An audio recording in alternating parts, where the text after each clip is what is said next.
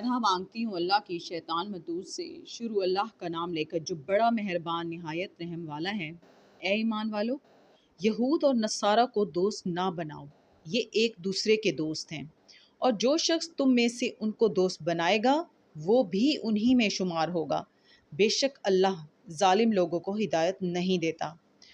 तो जिन लोगों के दिलों में निफाक का मर्ज है, तुम उनको देखोगे कि वो उनमें दौड़ दौड़ कर मिले जाते हैं।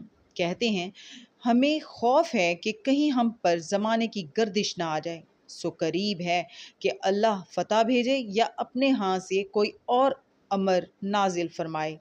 फिर ये अपने दिल की बातों पर जो छुपाया करते थे पशेमान होकर रह जाएंगे। और उस वक्त मुसलमान ताज्जुब से कहेंगे कि क्या ये वही है जो अल्लाह की सख्त सख्त कस्में खाया करते थे कि हम तुम्हारे साथ हैं।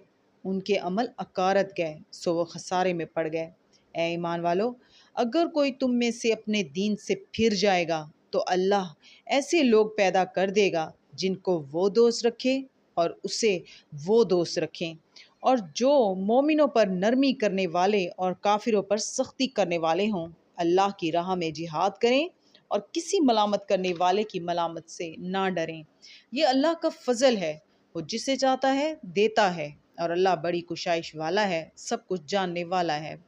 मुसलमानों, तुम्हारे दोस्त तो अल्लाह और उसके पैगंबर और वो मोमिन ही हैं जो नमाज पढ़ते और ज़कात देते और अल्लाह के आगे झुकते हैं। सदक़ल्लाहुल अज़ीम।